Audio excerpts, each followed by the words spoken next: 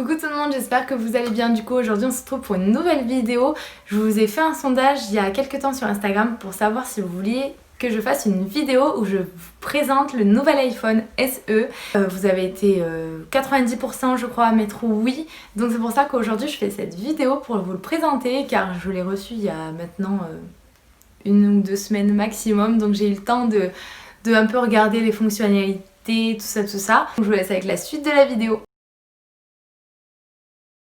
Donc il se présente comme un iPhone 6S, franchement c'est la même taille, les bords qui sont fins, donc ça c'est vraiment très agréable. En ce qui concerne le verso, c'est en verre. Et en fait c'est en verre parce que c'est compatible avec la recharge sans fil. Donc vous avez juste à acheter ça en plus, vous posez votre téléphone dessus et ça charge votre téléphone. Ensuite, ce qui est différent c'est le design. La pomme, vous voyez là elle est au milieu, normalement elle est en haut. Et en bas, il y a écrit Product Red. Il n'y a plus écrit iPhone. Je me suis renseignée et apparemment c'est parce que le Product Red est seulement celui-là. Les bénéfices sont reversés à la lutte contre le sida. Donc voilà, c'est pour ça.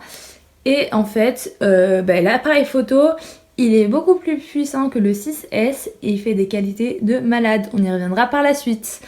Donc c'est tout ce qu'il y a à savoir sur le design. Du coup, ce que j'ai oublié de vous dire sur l'iPhone, c'est qu'il n'y a plus de prise jack. Donc dessous, vous voyez, il n'y a plus la prise jack.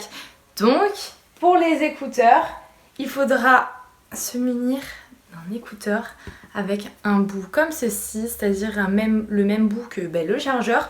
Donc bien sûr, les écouteurs sont fournis avec le téléphone, avec le chargeur, avec un bout comme le 6S, donc c'est très pratique parce que moi avant j'avais le 6S et du coup je suis pas obligée de changer de chargeur. Pareil pour la coque, les coques du 6S vont, la mienne je sais qu'elle était un peu large au niveau de l'appareil photo, du coup elle va à mon nouvel iPhone, donc c'est plutôt pratique aussi on va dire. Ensuite ce qu'il faut savoir c'est que la charge elle se fait hyper rapidement. Par exemple vous êtes à 1%, 20 minutes après vous le branchez, vous êtes déjà à 20%.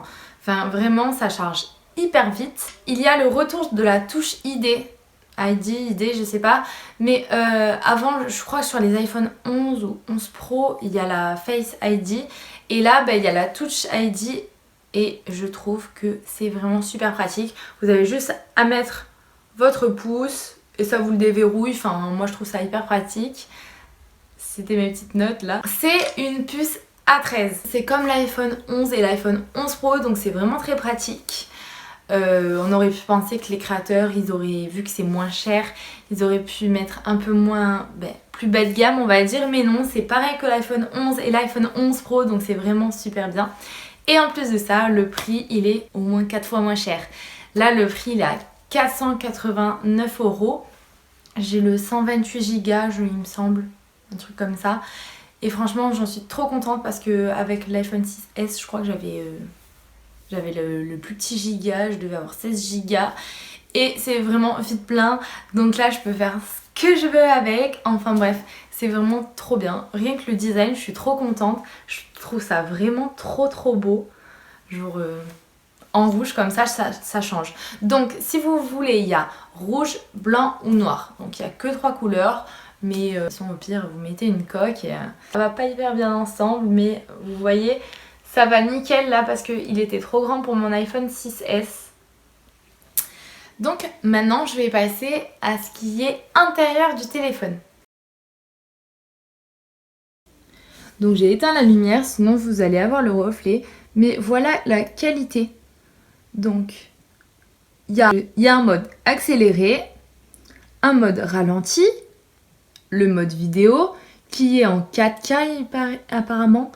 Vous voyez là vous pouvez passer à la 4K, à l'HD. Donc il y a la 4K. Ensuite les photos, donc normal.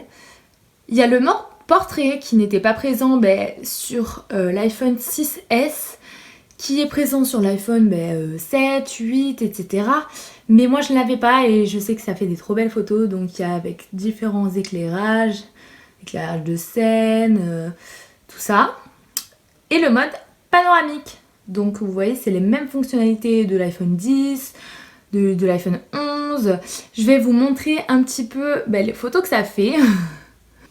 Ne vous moquez pas, j'avais fait un petit shooting photo, mais vous voyez, la qualité est genre oufissime.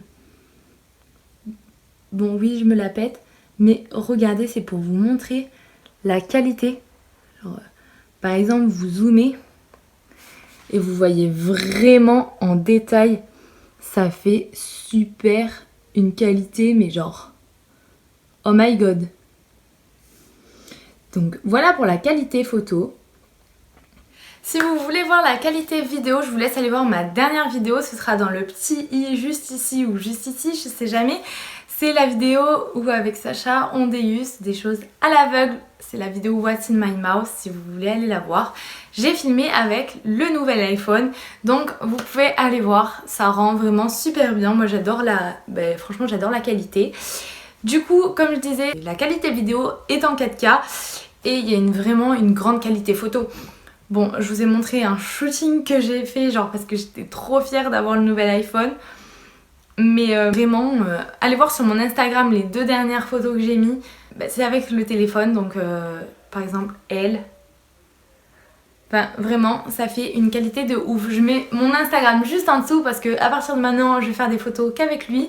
Donc, je vous laisse aller voir. Après, vous avez des applications de base, je dirais déjà sur l'iPhone, mais moi, clairement, j'en ai pas trop gardé. J'avais des applications de base, je les ai toutes supprimées. J'ai juste gardé Watch au cas où un jour j'ai une Apple Watch.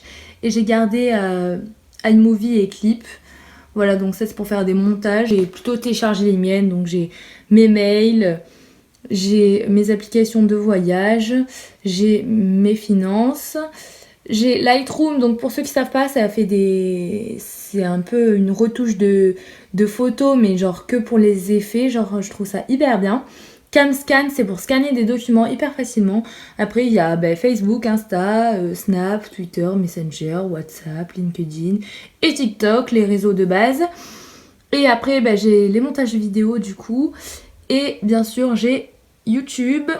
Ensuite, j'ai Nike Run Club. Donc, pour ceux qui s'intéressent, c'est une application où tu peux courir et ça dit le nombre de kilomètres que tu as fait. Foodvisor, c'est pour rentrer tes repas. Tu rentres tous tes repas ici, petit-déj, déjeuner, snack et dîner, pour savoir combien tu as consommé de calories et combien tu en as dépensé. Donc voilà. J'ai Squaregram, donc ça je l'utilisais vraiment juste pour mettre des bords blancs à mes photos ou alors pour flouter un petit peu. Et Vinted, Vinted quoi. Donc voilà, c'est la fin de la présentation du nouvel iPhone. Si vous avez d'autres questions, n'hésitez pas à me les poser, ça me fera plaisir d'y répondre.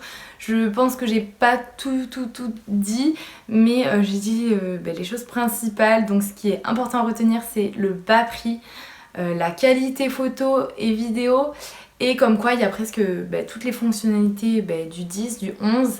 Et c'est super que Apple ils aient fait ça, qu'ils aient fait un nouvel iPhone avec beaucoup de fonctionnalités et peu cher, parce qu'on va se le dire, iPhone c'est quand même cher.